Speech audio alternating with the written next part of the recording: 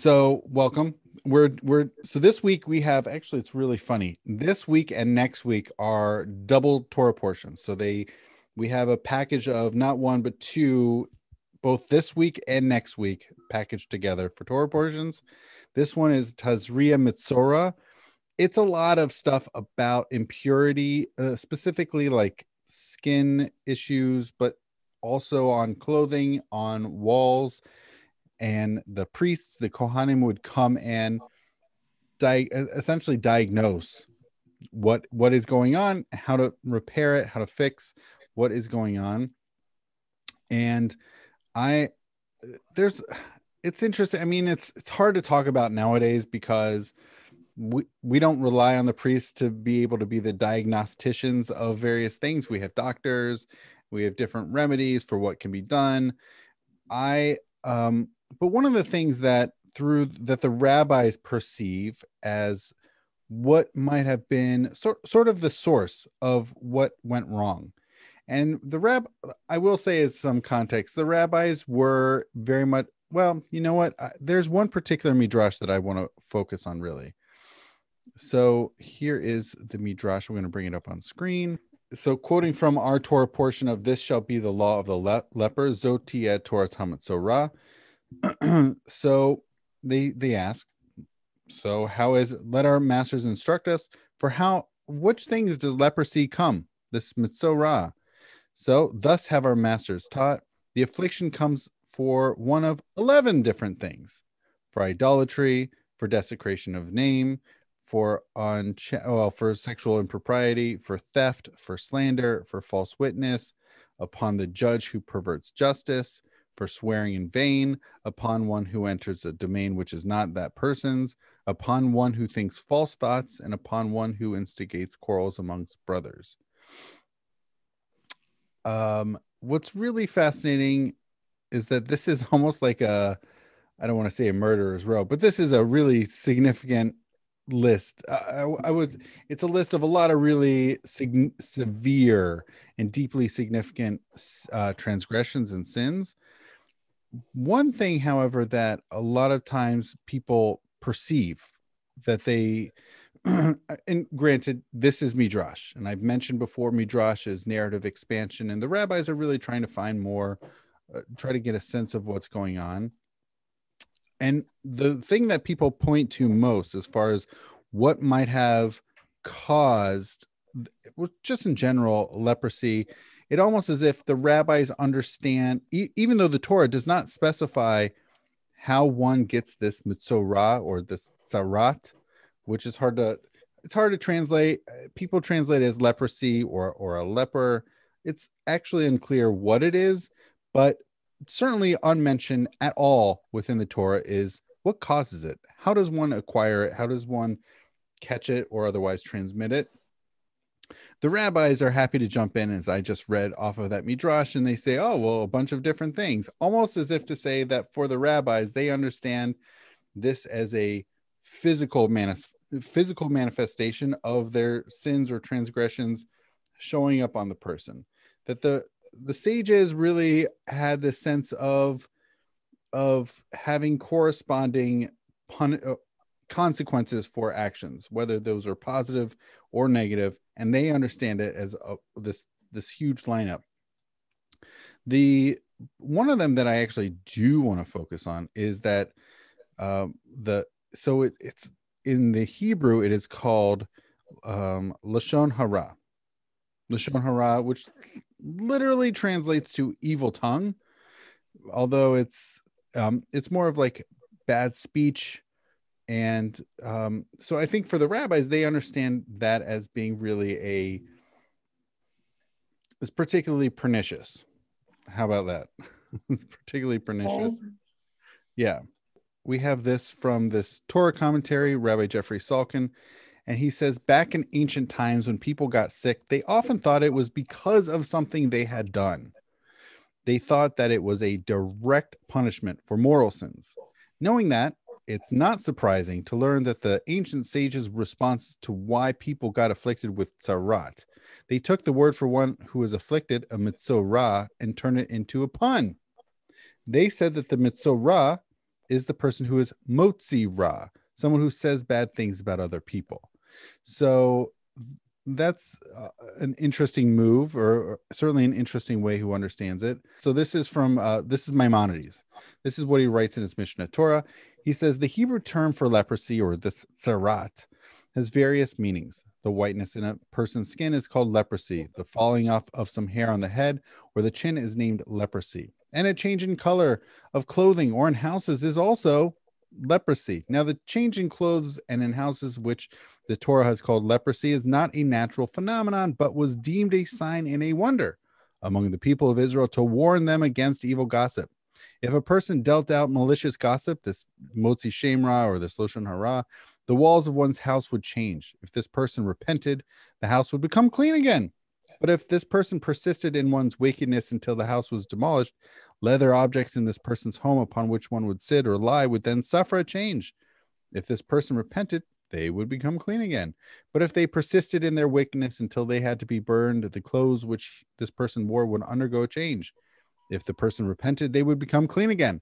But if they persisted in their wickedness until they had to be burned, his skin would suffer a change and would become leprous. So, and be set apart and exposed all alone, so as not to engage in evil talk, which consists of mockery and malicious gossip. So the formulation here that Maimonides, Rambam, puts together is he takes all these disparate aspects, not only of what we see in this week's Torah portion, as well as the Midrashim, including the Midrash that we read earlier. He takes it all together and he constructs this sense that it all comes about because of it really goes back to what Rabbi Salkin said, is that there's this correspondence that you get this, that because you put out this malicious gossip, you are somehow taken out of society because of this. But once one repents, somehow it'll go away. And if not, then they have to be set apart from society, almost as if to say that it's very important when being a part of society is not to engage, as this English translation is, of mockery and malicious gossip. That there's something to be said about almost looking at Rambam's formulation, Maimonides' formulation, is that to be a part of any society or a culture, it's very important to not just be involved in negative gossip, because that can really disrupt the social fabric of any culture, of anybody, any place. That when people are running around telling false things, bad stuff, it can really it is really ruinous to culture and society. And that's why he was saying that you can that this person has to be set apart. This reminds me of another rabbinic text. So I'm going to read out one and then something that corresponds to it. At the very beginning of Mishnah Peah. So Peah literally means corner. And what it refers to here is one of the agricultural laws in the Torah is for the farmers not to harvest the corners of one's field, and instead allowing poor people, widows, orphans to come and for themselves to take from those corners. So in this early rabbinic text, they asked, okay, so how big does it have to be? Is there a minimum?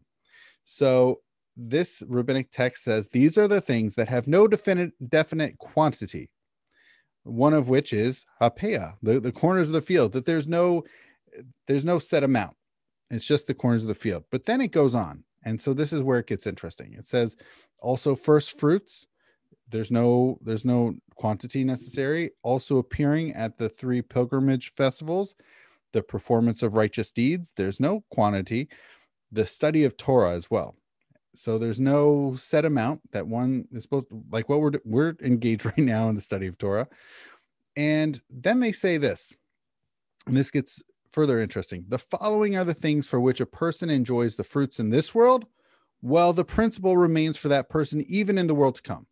So they get to have it now and they get to have some later. Honoring one's father and one's mother, the performance of righteous deeds, the making of peace between a person and one's friend.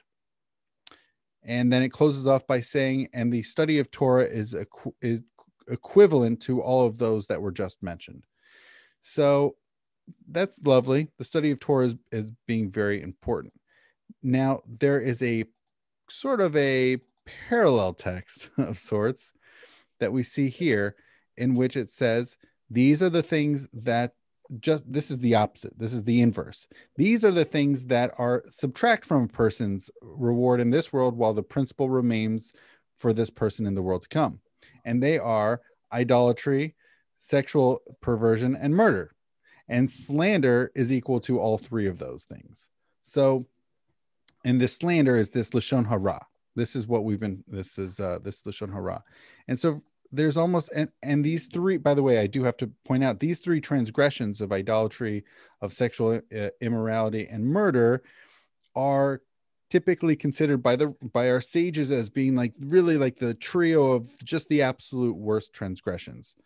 And so to have this trio of absolute worst transgressions corresponding to this Lashon Hara, to this slander, to this evil speech, is, first of all, fascinating as to how the sages understood Lashon Hara, but also if this text is about the bad, it's really fascinating to see how it corresponds to the good that you have, even though there is such a thing, you could talk about Lashon HaTov, right? Good speech. But rabbis understood sort of the apex of, or the paragon of good speech to be the study of Torah, because that's also with the mouth. So the mouth is used for, you can use it for good, and for the sages, you can use it for evil. Right. Exactly. Conversely, you can use it for evil.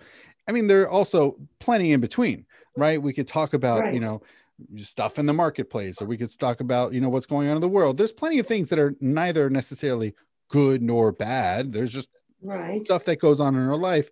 There are certain things, though, that have particular senses to them, moral valences.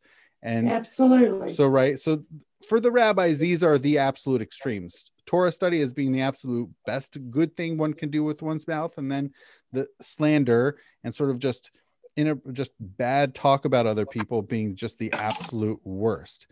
There is one text that I think is really fascinating that is I would almost put in sort of like a greatest hits of sorts of in rabbinic text of. So we have this text that there was a certain person who taught this before Rav Nachman, son of Yitzchak. Anyone who humiliates another person in public, it is as if they have spilt blood. And then they explain this by saying, I mean, this is an extreme statement. I mean, actually murdering someone is actually, like, we all know this. Actually going up to someone and really actually physically murdering them is definitely different than just saying bad things about them.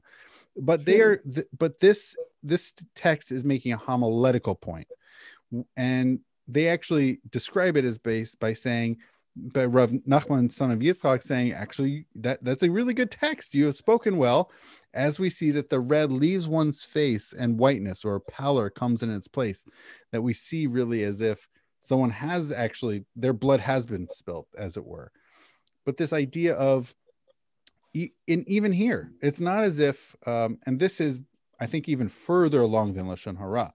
Lashon Hara or Motzi Shem Ra, these things that really put people, the slander, the malicious lies, those sorts of things, those are really particularly pernicious. They are really, really bad, right? Certainly for the rabbis, that's an extreme negative, and morally negative.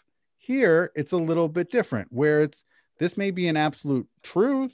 This really did happen about someone. We can talk about people peeing their beds until they're 10 or 12, whatever it is, but things that are absolutely true, right? So it doesn't fall in the category necessarily of Lashon Hara, but at the same time, is that really appropriate by publicly embarrassing somebody or shaming them unnecessarily? It's not necessary. And it feels hurtful. Very hurtful. Very hurtful, deeply hurtful. Yes. It's almost like this is overly homiletical, but like a social homicide. Like, you're really destroying this person's standing in society. And it can be very, very significant, very serious, and very damaging. Yes. Very. And who knows? I mean, I wouldn't. I mean, sometimes when people actually do commit suicide, it's because they have been so greatly and deeply embarrassed that even though this is a mere, rhetoric and homiletical stuff, but sometimes, deeply publicly embarrassing people does actually lead to literally their deaths.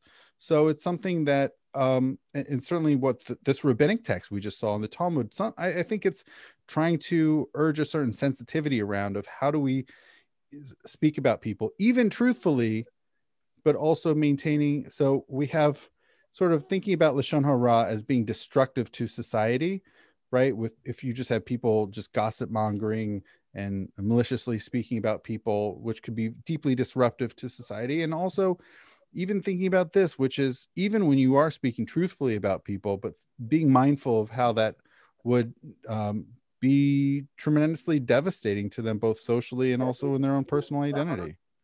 That's right. So that's one of the things that the rabbis did with thinking about the leprosy, the leprousness in this week's Torah portion. Even by the rabbis' time, even the priests were not diagnosing people's various skin stuff, or even if they were to pop up on people's clothing or walls of their house. That was not going on. That's not it. It was right. It wasn't going on during the rabbis' time. I mean, it was something they already perceived as that was something specific to biblical times, but it already changed. Right. Or they weren't seeing more it. what comes out of the mouth. Right. And for them, I think it's particularly heightened because they were a highly oral culture.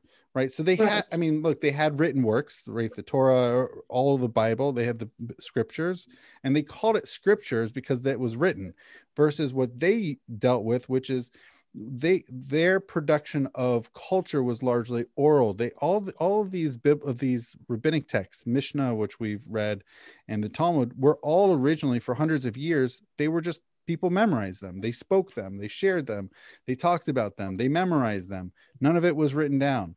And so for them, what goes into ears and is spoken out of mouths is of the utmost importance and is so deeply important. Absolutely. Right. And it should be today as well. It should be today. Interestingly, I think the big shift for us is that we're not as oral. We are so much more heavily into writing. To writing and reading is much more than listening and speaking back in their days. Yes, we still do speak and listen and hear.